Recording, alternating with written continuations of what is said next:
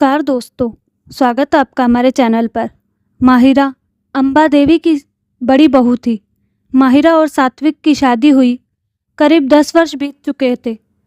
अंबा देवी शुरू में थोड़ी दबंग किस्म की महिला थी और माहिरा को हर वक्त जली कटी सुनाती रहती थी। माहिरा चुपचाप उनकी सारी जली कटी सुनती रहती थी, पर वह रिएक्ट नहीं करती क्योंकि वह बहुत ही सीधी सादी लड़की थी, जिसकी वजह से अंबाजी उसे और भी ज़्यादा दबा कर रखती थी और उसे अपनी नौकर समझती थी। सात्विक कई बार माहिरा को बोलता था कि खुद में वह सुधार लाए और अपने हक के लिए आवाज़ उठाए, बिना बात किसी की भी जली कटी ना सुने और पलटकर तगड़ा जवाब दे। लेकिन माहिरा सात्विक की बातों को ध्यान नहीं देती। उसे लगता था, क्या फ़र्क पड़ता है, मम्मी जी थोड़ा बड़बड़ करती है फिर शांत हो जाती है। उसे यह समझ में नहीं आता था कि इसकी वजह से घर में कोई उसे कुछ भी नहीं समझता था। उसकी इकलौती नंद सयाली जब भी घर आती थी, भाभी को 2-4 उल्टी सीधी बातें सुना कर ही जाती थी, जिसमें उसकी माँ उसका पूरा साथ देती थी। छोटा देवर सिद्धार्थ भी अक्सर भाभी को कुछ ना कुछ बोल ही देता था, जिसे माहिरा एक कान से सुनकर दूसरे कान से निकाल देती थी। सात्विक को यह सब कुछ बिल्कुल पसंद नहीं था, लेकिन माहिरा को ही जब कोई फर्क नहीं पड़ता था तो वह भी क्या करता। समय ऐसे ही बीत रहा था। अब माहिरा का देवर सिद्धार्थ भी मेडिकल रिप्रेजेंटेटिव की नौकरी छोड़ पकड़ चुका था और अब घर में उसकी शादी की बात भी चलने लगी। जल्द ही अंबाजी ने एक अच्छी लड़की मिशिका से सिद्धार्थ की शादी तय कर दी और मिशिका घर की छोटी बहू बनकर आ गई। मिशिका बहुत ही तेज तर्रार लड़की थी और जब वह अपने ससुराल आई तो देखा कि उसकी जेठानी माहिरा तो बिल्कुल गूंगी बहू है। उसे कोई कुछ भी बोल देता है, वह रिएक्ट ही नहीं करती, बल्कि दिन भर अपने घर के कामों में लगी रहती है। मिशिका को तो मानो मुंह मांगी मुराद मिल गई थी। अब तो वह आराम की जिंदगी जीने लगी, क्योंकि उसे घर के कामों से कोई लेना देना नहीं होता था। सारा घर माहिरा ने अकेले संभाला हुआ था। सिद्धार्थ भी हर वक्त मिशिका के आगे पीछे डोलता रहता और बोलता था, तुम्हें घर के कामों में सर फोड़ने की कोई ज़रूरत नहीं, भाभी है ना, वह सबको संभाल लेगी। अंबाजी भी अपनी छोटी बहू की भलाई लेती रहती थी। आखिर उनके प्यारे लाडले छोटे बेटे की पत्नी जो थी। सात्विक को यह सब कुछ बिल्कुल पसंद नहीं आ रहा था और वह माहिरा से बोलता था, तुम पागल हो क्या? तुम इस घर की नौकर नहीं बल्कि बड़ी बहू हो और तुम सबके आदेश का पालन करती रहती हो। अब तक तो मम्मी, भाई और बहन ही तुम्हारे हुक्म चलाते थे, पर अब तो तुम्हारी देवरानी मिशिका का भी तुम्हारे ऊपर रौब चलता है, पर तुम्हें कोई फ़र्क ही नहीं पड़ता। माहिरा को सच में कोई फ़र्क नहीं पड़ता था। वह बोलती थी, जाने दीजिए, क्या फ़र्क पड़ता है, मुझे घर का काम करना अच्छा लगता है, जिसे जो करना है करे। मुझसे जब तक हो रहा है मैं करूँगी, जब नहीं होगा देखा जाएगा। मुझे अपने हाथ से अपने पति और बच्चों को बनाकर खिलाना बहुत पसंद है और दूसरों से बराबरी करने के चक्कर में मैं आप लोगों को क्यों परेशान करूं।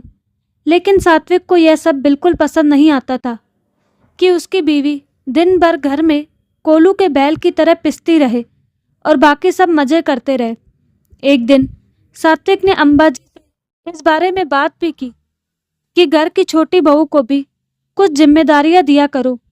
कब तक माहिरा ही सारी जिम्मेदारी अकेले कंधों पर उठाएगी? तो अंबाजी ने साफ बोल दिया, अरे माहिरा को आए 10 वर्ष हो चुके हैं, उससे अच्छा खासा तजुर्बा है घर को संभालने का। मिशिका तो अभी नई नई आई है, अभी तो वह छोटी बच्ची है, उसके खेलने खालने के दिन हैं। क्यों उसके सर पर इतनी बड़ी जिम्मेदारी डाल दूं कि बेचारी ढंग से सांस भी न ले पाए।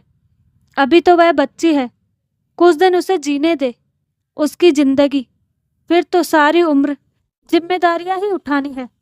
सात्विक को बड़ा ही अजीब लगता था कि आज से 10 वर्ष पहले जब माहिरा इस घर की बहू बनकर आई थी तो वह सिर्फ 20 साल की थी और इस वक्त उसकी उम्र 30 साल है, जबकि मिशिका इस वक्त 26 साल की है, माहिरा से बस 4 साल छोटी और वह बच्ची है, जबकि 20 साल की मायरा के ऊपर अम्बा देवी ने पूरे घर की जिम्मेदारी डाल दी थी और घर के कामों से एक तरह से संन्यास ले लिया था।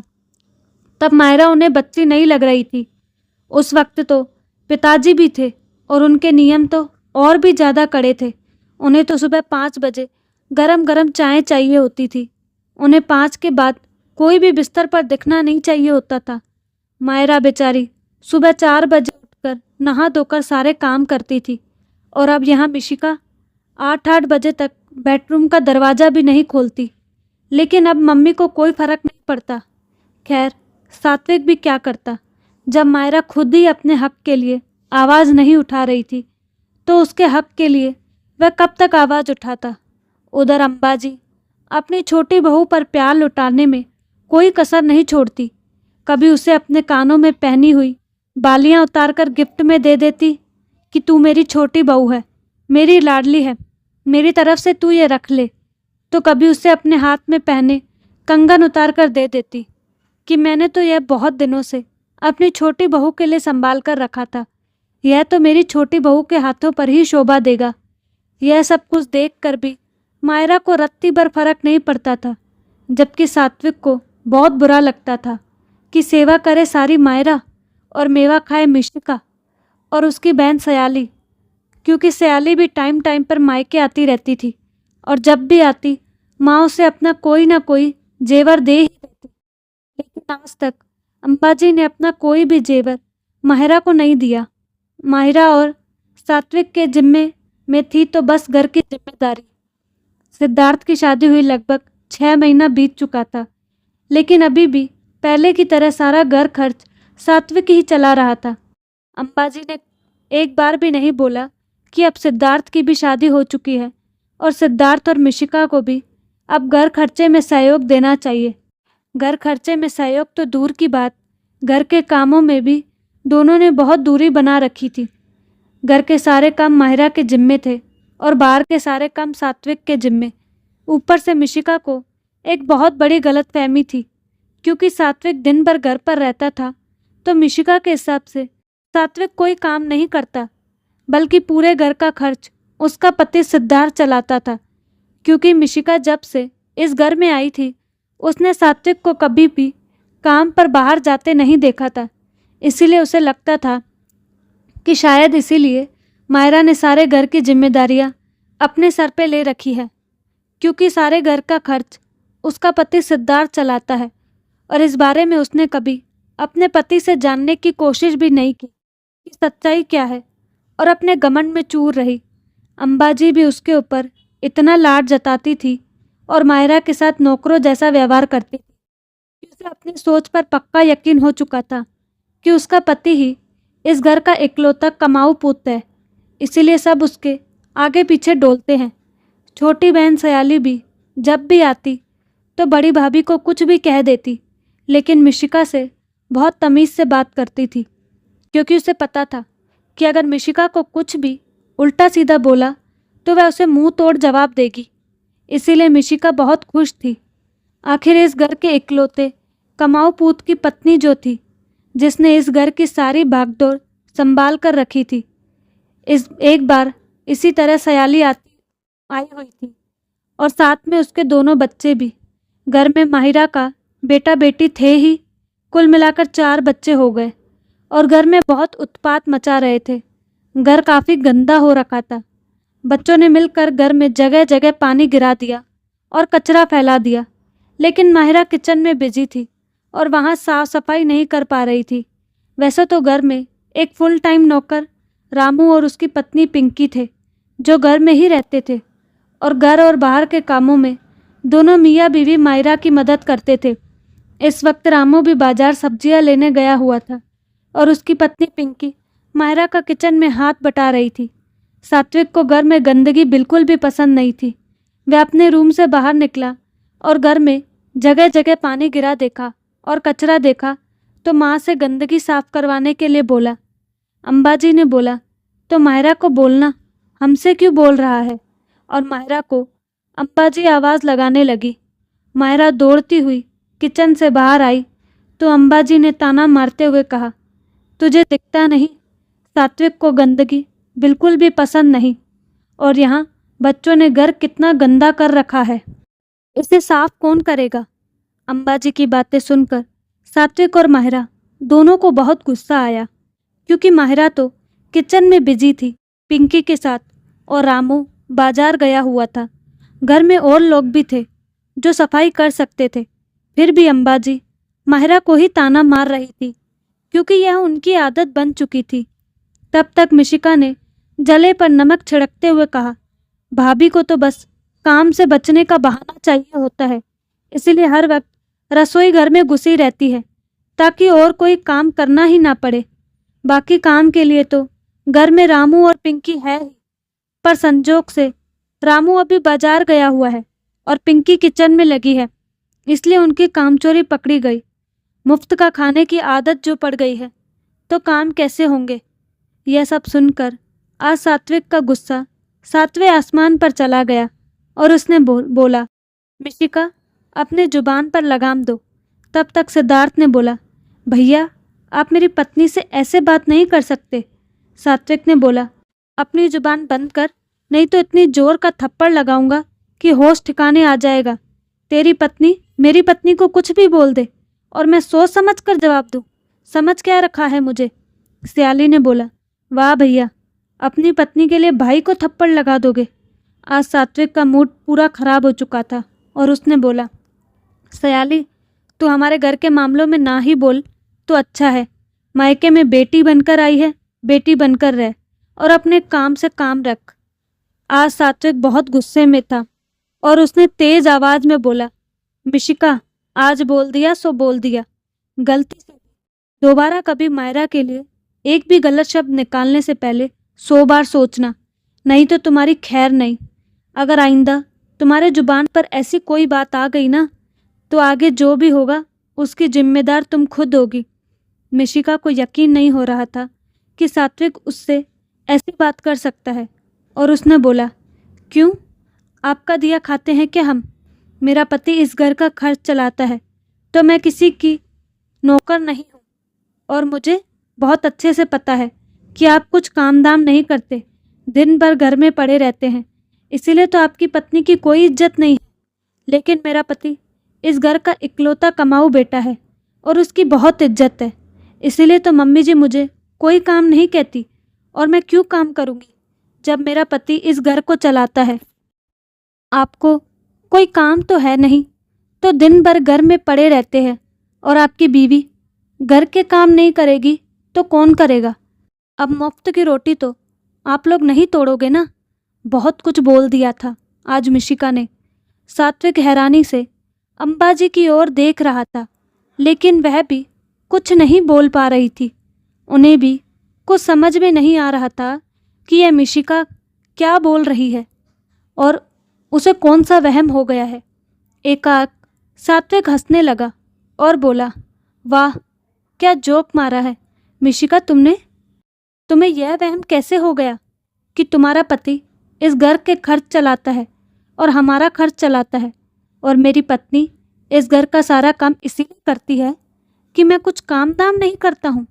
क्या तुम्हारी शादी के पहले तुम्हारे घर वालों ने तुम्हें सिर्फ इतना बताया था कि इस घर में तुम्हारा पति ही इकलौता कमाने वाला सदस्य है, मेरे बारे में कुछ नहीं बताया था? या यह सब तुम्हारे दिमाग की उपज है? मम्मी, आपकी प्यारी छोटी बहू को आपके बड़े बेटे बहू के बारे में इतना बड़ा वहम है। आपने आज तक उसे बताया नहीं कि वह किसके घर में रहती है। अब मिशिका के हैरान होने की बारी थी। सात्विक ने बोला, मिशिका मैं दिन भर घर में बैठा रहता हूँ, इसका यह मतलब नहीं कि मैं कुछ काम नहीं करता। मैं शेयर मार्केट इन्वेस्टर हूँ और अच्छा खासा पैसा शेयर मार्केट में इन्वेस्ट कर रखा है, तो वह शायद तुम्हें पता भी नहीं। तुम्हारे पति की साल की जितनी इनकम है ना, उससे बहुत ज़्यादा मैं 1 महीने में ही कमा लेता हूँ। और यह जो घर है ना, यह तुम्हारे ससुर जी का नहीं है और ना ही तुम्हारे पति का। यह मेरा घर है, मेरे खुद के पैसों से खरीदा हुआ, मेरी पत्नी माहिरा के नाम पर। इस घर की असली मालकिन माहिरा है, बस उसके मुंह में जुबान नहीं है, इसलिए उसे कोई भी कभी भी कुछ भी बोल देता है। और तुमने शादी के बाद यही सब कुछ देखा तो तुम्हें यह वहम हो गया कि तुम्हारा पति इस पूरे घर का खर्च चलाता है। तुम्हारे पति की अभी इतनी औकात भी नहीं कि मेरे दोनों बच्चों के स्कूल की फीस भी दे सके, क्योंकि अभी उसकी नौकरी नई नई है और नई नई नौकरी में कितनी तनख्वाह मिलती है यह तो तुम्हें पता ही होगा। तुम्हें अंदाज़ा भी है मेरे बच्चों की स्कूल की कितनी फीस जाती है। अंबाजी ने माहौल बिगड़ता देखा तो बोला, अरे सात्विक रहने दे, क्या इसके मुंह लग रहा है, यह तो बेवकूफ़ है, कुछ भी बोलती है। सात्विक ने बोला, बेवकूफ़ यह नहीं है मम्मी, बेवकूफ़ तो माहिरा है जो खुद अपनी कदर नहीं करती, इसीलिए दूसरे भी उसकी कदर नहीं करते। लेकिन अंबाजी की प्यारी बहू और साहिली की प्यारी भाभी की आज बेइज्जती होने वाली थी तो साहिली कैसे चुप रह सकती थी। उसने बोला, क्या भैया, क्या बकवास कर रहे हो, माना कि तुम बहुत कमाते हो, लेकिन ऐसा नहीं कि पापा जी ने कुछ नहीं किया था। आखिर उनकी अच्छी खासी प्रॉपर्टी थी, 2-3 जगह प्लॉट थे जो कि अब सब बिक चुके हैं। कहाँ गए वे सारे पैसे? शायद उन्हीं पैसों को शेयर मार्केट में लगाकर आज आप करोड़पति बन रहे हो ना, और बैठकर यहाँ हम दोनों से बकवास कर रहे हो। अब तो सात्विक और जोर से हंसा। सिद्धार्थ ने अपनी बहन सियाली की हाँ में हाँ मिलाई और बोला, सही बोल रही है सियाली, भाई ने सारे पैसे अकेले हड़प लिए, सारी ज़मीन बेचकर, और हम लोगों को बातें सुना रहे हैं। अब तो सात्विक बहुत ज़ोर से हंसा और बोला, वाह माँ, क्या बच्चे हैं तुम्हारे, दोनों कितना दिमाग चलाते हैं, पर तुम तो सारी सच्चाई जानती ही हो। और तुम और तुम्हारे दोनों लाडले इतने सीधे तो नहीं हैं कि मैं सारा कुछ अकेला हड़प कर जाऊंगा और दोनों चुपचाप बैठे रहेंगे, या फिर तुम अपने लाडलों का हक मुझे हड़प कर देखती रहोगी और चुपचाप बैठी रहोगी। अम्बा देवी क्या बोलती, वह सारी सच्चाई जानती थी और उन्हें यह भी पता था कि सात्विक के पास अपनी बातों का एक एक पक्का सबूत है। सात्विक ने बोला, मेरी प्यारी बहन, पापा जी के पास 2-3 प्लॉट थे, मानता हूँ, और कुछ सेविंग भी थी, लेकिन मेरी प्यारी बहन, जब तुम्हारी शादी हुई थी ना, तो उन्हें 2-3 प्लॉट में से एक प्लॉट बेचकर तुम्हारी शादी की गई और उसमें से 1 रुपया भी नहीं बचा था। सारा कुछ तुम्हारी शादी में लग गया, और जो दूसरा प्लॉट था उसे बेचकर मेरे प्यारे लाडले भाई का प्राइवेट इंजीनियरिंग कॉलेज में एडमिशन कराया गया था। लाखों रुपए खर्च किए गए थे पापा ने उसकी पढ़ाई के पीछे, लेकिन फिर भी बेचारा कभी भी अपनी पढ़ाई पूरी नहीं कर पाया और बीच में ही पढ़ाई छोड़कर वापस घर आ गया, जिसकी वजह से वह सारे पैसे बेकार हो गए, क्योंकि पूरी पढ़ाई के लिए उसमें मन भी तो लगाना पड़ता है। बेचारा लगातार इंजीनियरिंग में फेल होता रहा और इतने पैसे बर्बाद करने के बाद फिर इसने सिंपल ग्रेजुएशन किया, और यह मेडिकल रिप्रेजेंटेटिव की नौकरी भी इसने कितने जुगाड़ लगाकर पाए हैं वह तो सब जानते ही है। तो दूसरे प्लॉट की सारी कीमत हमारे प्यारे भाई की पढ़ाई और नौकरी में निकल गई, और जो पापा का तीसरा प्लॉट था ना, वह आज भी सुरक्षित पड़ा हुआ है। उसके कागज़ मम्मी के पास है और वह प्लॉट मम्मी के ही नाम पर है, और मुझे बहुत अच्छे से पता है आज नहीं तो कल उसका उपयोग तुम दोनों में से ही कोई एक करेगा, क्योंकि मुझे तो आज तक इस घर से कुछ भी नहीं मिला। और रही बात शेयर मार्केट में पैसा इन्वेस्ट करने की, उसके लिए मैंने पापा से पैसों की मांग बहुत बार की थी, लेकिन पापा ने साफ मना कर दिया था कि वह अपने पैसे इस तरह से बर्बाद नहीं कर सकते, और मेरे काम के लिए पापा ने कभी मुझे एक फूटी कौड़ी भी नहीं दी थी। शेयर मार्केट में मैंने जो पैसे इन्वेस्ट किए थे ना काम शुरू करने के लिए, वह पैसे मेरी खुद की कमाई के थे, क्योंकि काम सीखने के लिए मैंने 2-3 सालों तक किसी के पास शेयर का काम किया था और उससे मिली तनख्वाह को मैंने बचाया था, जिसे बाद में मैंने इन्वेस्ट किया था। और यह बात भी मम्मी बहुत अच्छे से जानती है और जानेगी भी, क्यों नहीं। आज तक मम्मी पापा ने मुझे, मेरी पत्नी को या मेरे बच्चों को कभी अपनी सेविंग में से कुछ भी नहीं दिया, और ना ही मेरी पढ़ाई पर कोई पैसा खर्च किया।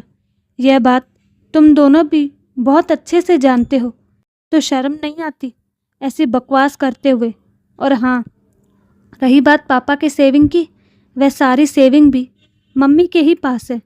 मम्मी ने अगर उसमें से कभी कुछ निकाला या खर्च किया है ना, तो अपनी प्यारी बेटी और प्यारे छोटे लाडले बेटे के ऊपर, मेरे और मेरी बीवी बच्चों के ऊपर 1 रुपया भी खर्च नहीं किया। तो हिसाब हो गया ना।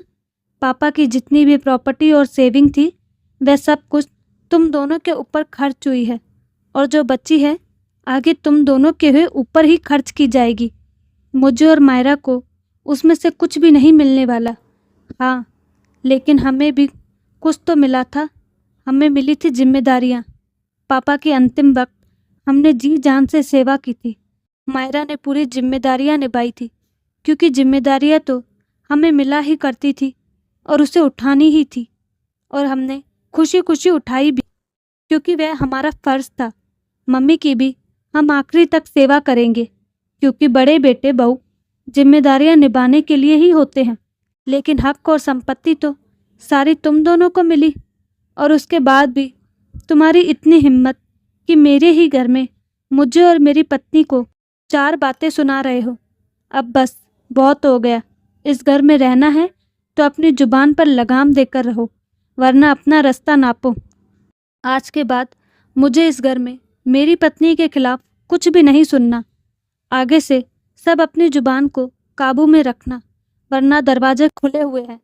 कहता हुआ सात्विक ने माहिरा की ओर देखा और बोला, माहिरा, अगर अब तुम अपनी जुबान नहीं खोलोगी ना, तो भूल जाओ कि अब मैं तुम्हारे लिए कहीं भी जुबान खोलूँगा। कोई किसी के लिए 1 बार 2 बार बोल सकता है, लेकिन बार बार उसकी छत्र छाया नहीं बन सकता। अपनी इज्जत चाहती हो तो अपने आप में सुधार लाओ। अपने हक के लिए बोलना सीखो, तेज बनो, नहीं तो कल के आए लोग तुम्हें इसी तरह बेइज्जत करते रहेंगे, वह भी तुम्हारे अपने ही घर में। आइंदा मुझे मेरे इस घर में कोई तमाशा नहीं चाहिए, और तुम इस घर की नौकर नहीं हो, यह बात याद रखना, बल्कि इस घर की मालकिन हो। बाकियों को भी याद दिला दो। और अब मुझसे कोई उम्मीद मत रखना कि मैं तुम्हारा हक के लिए जाकर बोलूँगा। आज आखिरी बार मैंने बोल दिया। अब जो करना है तुम्हें खुद करना है, वरना जो भी होगा उसकी जिम्मेदार तुम खुद होगी।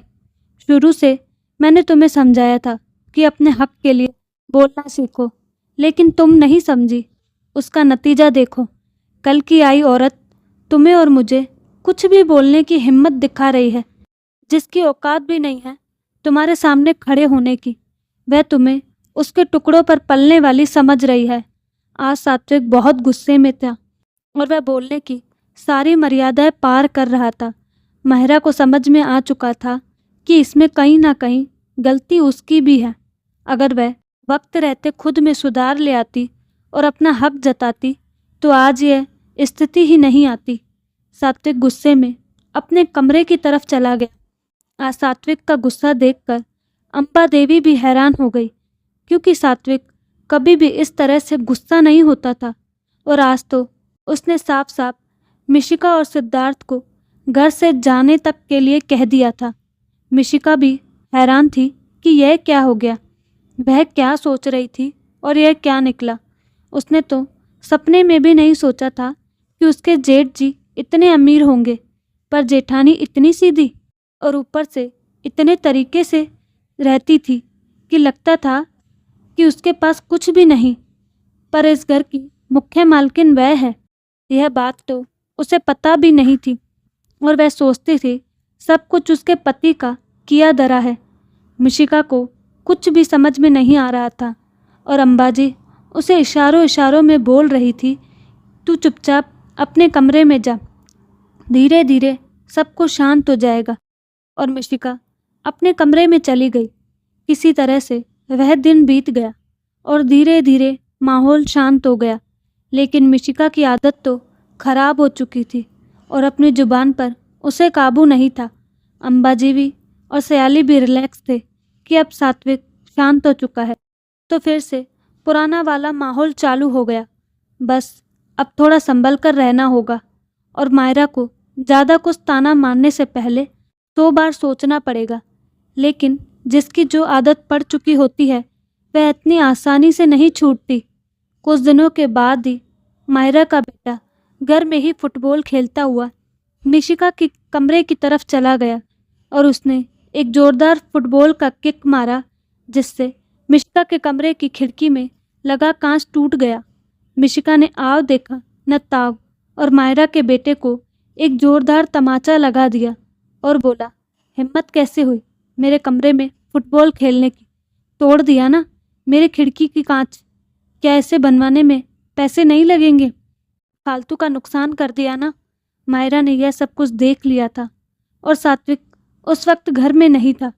माहिरा ने फैसला लिया था कि अगर अब उसे अपनी जुबान नहीं खोली तो बात हद से ज़्यादा निकल जाएगी। अब तक तो लोग उसकी बेइज्जती करते थे, अब बात उसके बच्चों पर आने लगी थी। माहिरा तेजी से मिशिका के कमरे की तरफ गई और अपने बेटे को पीछे खींचकर एक जोरदार तमाचा मिशिका के चेहरे पर लगाया। तमतमा उठी मिशिका और बोली, भाभी आपकी हिम्मत कैसे हुई मेरे ऊपर हाथ उठाने की? कहकर मिशिका भी अपनी जेठानी के ऊपर हाथ उठाने की कोशिश करने लगी, लेकिन माहिरा ने उसका हाथ पकड़कर मरोड़ दिया और बोला और बहुत जोर का धक्का मारा, जिससे वह नीचे गिर गई। माहिरा ने बोला, हिम्मत कैसे हुई मेरे बेटे के ऊपर हाथ उठाने की? मिशिका ने बोला, अपने बेटे की गलती नहीं दिखाई पड़ती, मेरी खिड़की का कांच तोड़ दिया उसने बॉल मारकर। माहिरा ने बोला, तुम्हारी खिड़की का कांच नहीं तोड़ दिया, अपने घर की खिड़की का कांच तोड़ा है। वह घर जिसे इसके पापा ने अपने दम पर बनवाया है, वह घर जो उसकी माँ के नाम पर है। तुम्हारा कोई नुकसान नहीं हुआ, क्योंकि नुकसान होने के लिए घर अपना होना चाहिए। मेरे बेटे ने तुम्हारे नहीं, अपने घर में अपने घर की खिड़की का कांच तोड़ा है। मिशिका को माहिरा से ऐसे जवाब की उम्मीद नहीं थी।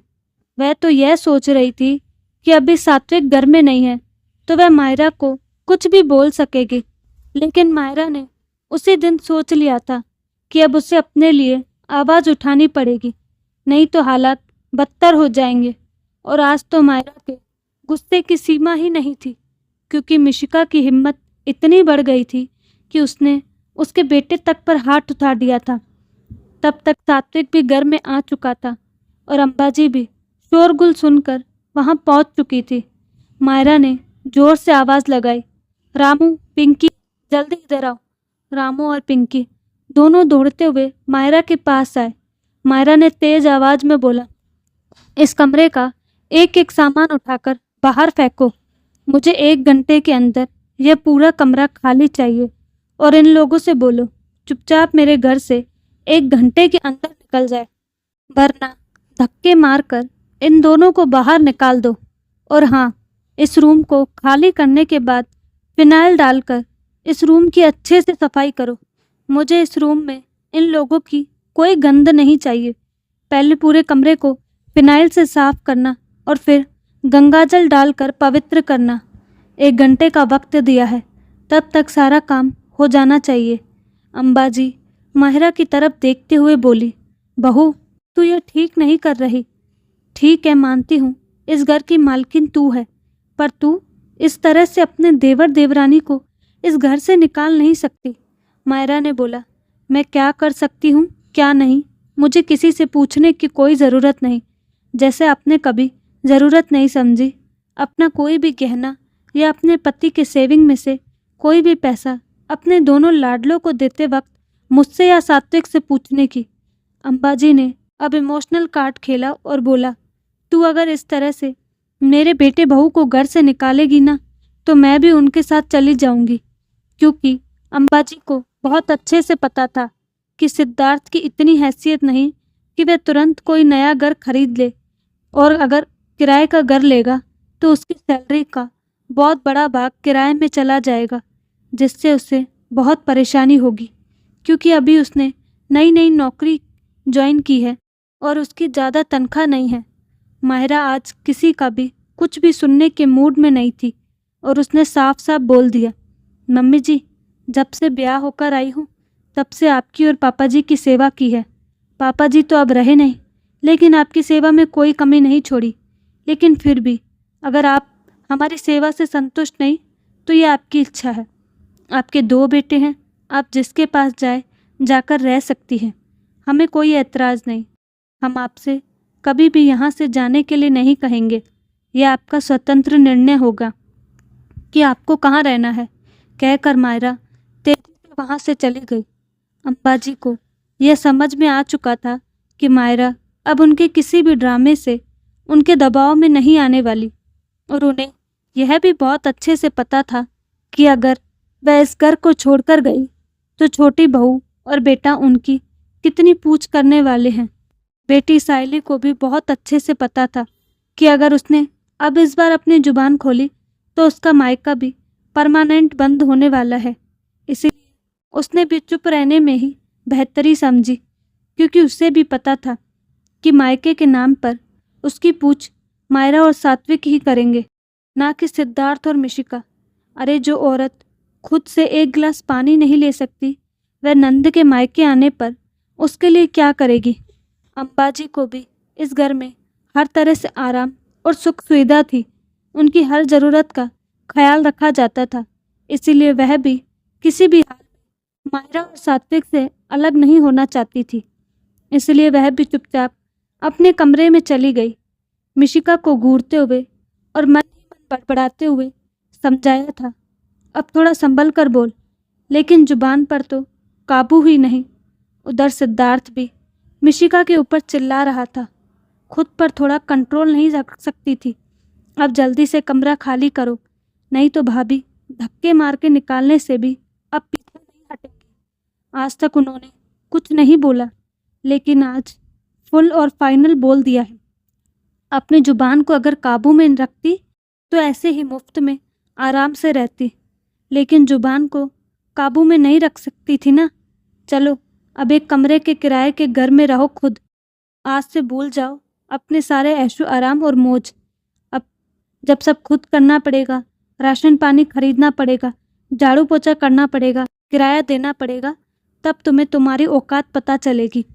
मिशिका को यह सब सुनकर ही चक्कर आ रहा था, क्योंकि वह जब से इस घर में आई थी महारानियों वाली जिंदगी जी रही थी, और उसे लगता था माहिरा इस घर की नौकरानी है और हमेशा रहेगी। लेकिन आज उसे समझ में आ गया था कि माहिरा इस घर की नौकरानी नहीं, बल्कि इस घर की मालकिन थी, जो अपना घर संभाल कर रखना चाहती थी, और इसीलिए खुशी खुशी अपने घर का हर एक काम करती थी, जिसे वह उसकी मजबूरी समझती थी। आज ज़रूरत पड़ने पर मायरा ने उसे हैसियत दिखा दी थी। आज मिशिका का सारा घमंड टूट चुका था और उसकी औकात उसके हाथ में आ चुकी थी। साथ ही साथ अम्बाजी और सैली को भी समझ में आ चुका था कि किसी को दबाते दबाते इतना मत दबा दो कि उसके अंदर एक लावा उत्पन्न होने लगे, नहीं तो जब वह लावा बाहर निकलेगा तो वह ज्वालामुखी ही बनेगा। तो दोस्तों, आपको कहानी कैसी लगी? अपनी राय कमेंट बॉक्स में दें, और साथ ही हमारे चैनल को लाइक, शेयर और सब्सक्राइब करना ना भूलें। धन्यवाद।